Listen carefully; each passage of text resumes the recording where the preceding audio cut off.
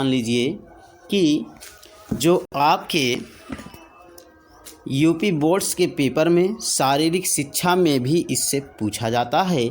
ऐसे प्रश्नों के लिए हम आपको वीडियो प्रोवाइड कर रहे हैं। तो देखिए, आपका पहला टॉपिक है 2018 से स्टार्टिंग कर रहे हैं। 2018 में राजीव गांधी खेल रत्न पुरस्कार किनको किनको मिला था।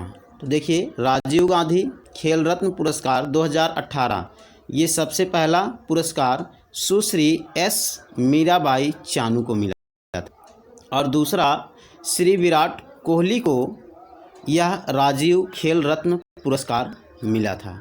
इसके बाद है अगला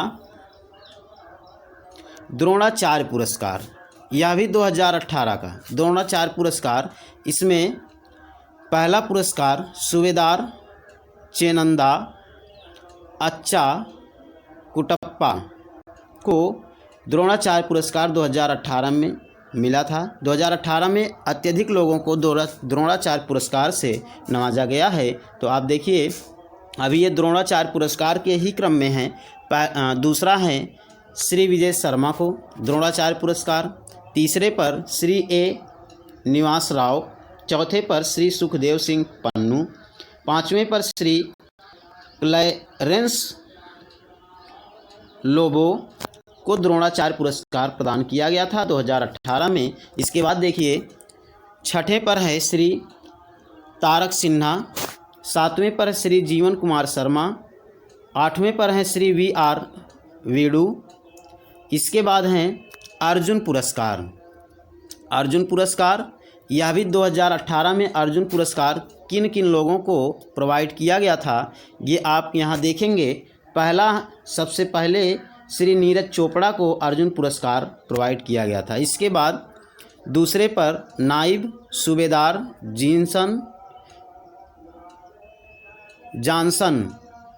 नायब सूबेदार जॉनसन को अर्जुन पुरस्कार 2018 में मिला था। इसके बाद तीसरे पर हैं सुश्री हिमा दास, पांचवें पर हैं सुश्री नेला कुर्ती सिक्की रेड्डी को मिला था, पांचवें पर सूबेदार सतीश कुमार को मिला था, छठवें पर सुश्री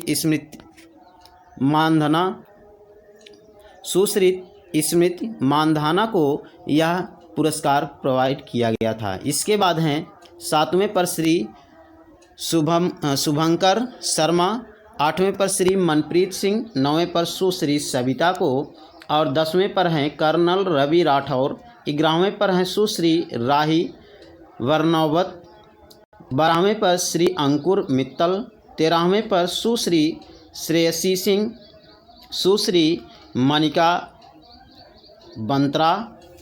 और इसके बाद ध्यानचंद पुरस्कार, यानी 20 लोगों को अर्जुन पुरस्कार 2018 में प्रोवाइड किया गया है, दिया गया है। इसके बाद हम चलते हैं, जो अगला पुरस्कार आपका है वो है ध्यानचंद पुरस्कार। तो ध्यानचंद पुरस्कार यह भी 2018 में दिया गया है और किन किन खिलाड़ियों को दिया गया है। तो देखिए, श्री सत्यदेव प्रसाद, श्री भरत कुमार छेत्री, सुश्री बाबी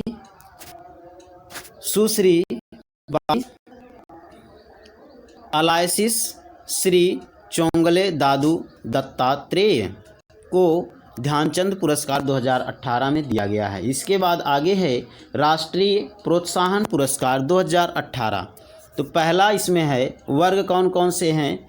राष्ट्रीय खेल प्रोत्साहन पुरस्कार में वर्ग है उदीयमान और युवा प्रतिभा पहचान और प्रोत्साहन के लिए दिया जाता है। दूसरा है कॉरपोरेट सामाजिक उत्तरदायित्व के माध्यम से खेल प्रोत्साहन के लिए।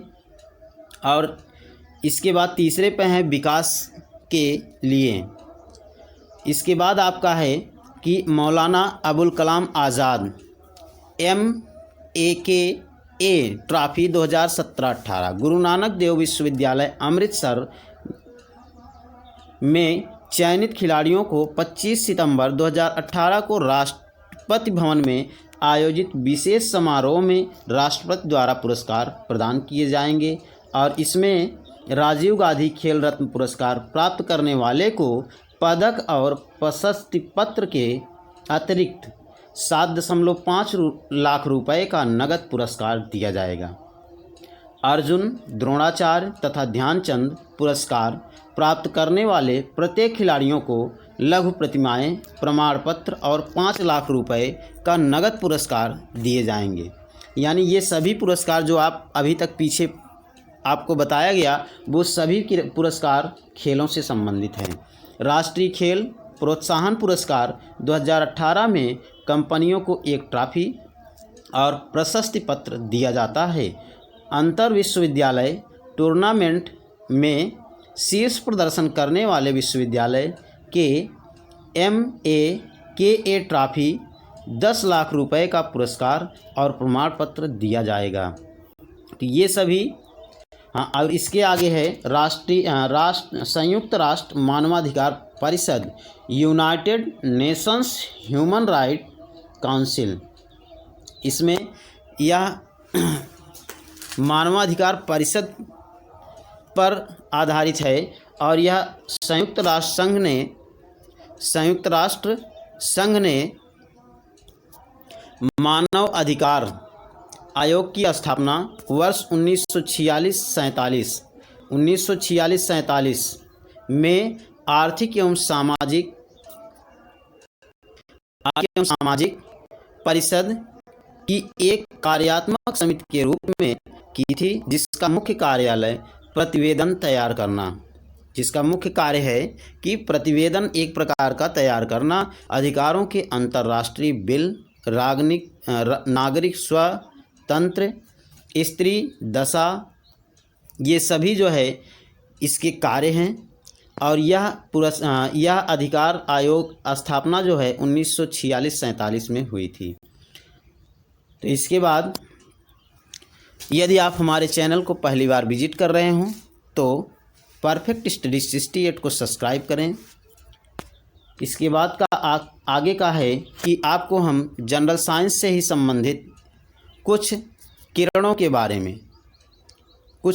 बारे में यहाँ एक हम सारणी आपको प्रस्तुत कर रहे हैं। जैसा कि आप देख पा रहे हैं कि पहले क्रम में है तरंग का नाम, दूसरे में आविष्कारक का नाम, तीसरे में तरंग दैर्घ्य की परास है और चौथे में स्रोत है, पांचवें में गुण तथा उपयोग है। जैसा कि आपको इसके सापेक्ष की वीडियोस को हम आपको प्रोवाइड कर चुके हैं इंटर की क्लास में। फिलहाल आप यहाँ इसके शॉर्ट रूप में आप जानिए। आविष्कारक और तरंग की परास, ये सबसे पहले है अंतरिक्ष किरणें। वैकुरल और क्यूरी ने इसका आविष्कार किया था। 10⁻⁴ एंगस्ट्रॉम तक इसकी परास होती है।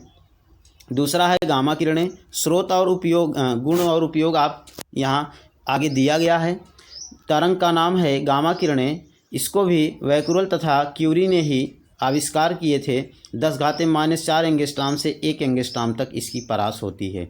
एक्स किरणें, इसको रोजेन ने 1895 ईस्वी में इसका आविष्कार किया था। 1 एंगस्ट्रॉम से 100 एंगस्ट्रॉम तक की इसकी परास होती है, तरंग दैर्घ्य की परास है। इसके बाद है कि पराबैंगनी किरणें। पराबैंगनी किरणों में इसके आविष्कार 1801 ईस्वी में इसका आविष्कार किया गया था। 100 एंगस्ट्रॉम से 3900 एंगस्ट्रॉम तक इसकी परास होती है। दृश्य किरणें हैं, इसका आविष्कार न्यूटन ने किया था 1666 ईस्वी में और यह 3800 एंगस्ट्रॉम से 7800 एंगस्ट्रॉम तक इसकी परास होती है। अवरक्त किरणें, हर्शेल ने इसका आविष्कार 1800 ईस्वी में किया था। 5 × 10⁻³ मीटर से 10⁻6 मीटर तक इसकी परास होती है। सूक्ष्म अथवा माइक्रो की तरंगे हैं, यह मार्कोनी ने इसका आविष्कार 1895 ईस्वी में किया है और इसकी तरंग दैर्घ्य 0.1 मिलीमीटर से 1 मीटर तक होती है। रेडियो तरंगे हैं, मार्कोनी ने इसका आविष्कार किया है। दीर्घ रेडियो तरंगे हैं, मार्कोनी ने ही इसका आविष्कार किया है और इनके भी परास दिए गए हैं। स्रोत और गुण या उपयोग इनके आपको आगे की टेबल में दिए गए हैं, जिसका आप अध्ययन पूर्ण रूप से कर सकते हैं। इसके बाद आपका है एक छोटा सा टॉपिक, मॉडुलन व विमॉडुलन की प्रक्रिया समझाइए। यह किस प्रकार संदेश संचरण में उपयोग में लाया जाता है। जैसा कि ये इंटर के कोर्स में भी है और ये जनरल नॉलेज के अंतर्गत भी आता है और इसका इस तरह के प्रश्न जो है ये शारीरिक शिक्षा वाले पेपर्स में भी पूछे जा सकते हैं। तो देखिए मॉडुलन या मॉड्यूलेशन। मॉड्यूलेशन यह एक प्रकार की प्रक्रिया है जिसके अंतर्गत निम्न आवृत्ति स्तर के सिग्नल को अधिक दूरी तक भेजने के लिए इसे उच्च आवृत्ति के सिग्नल के साथ अध्यारोपित कर दिया जाता है।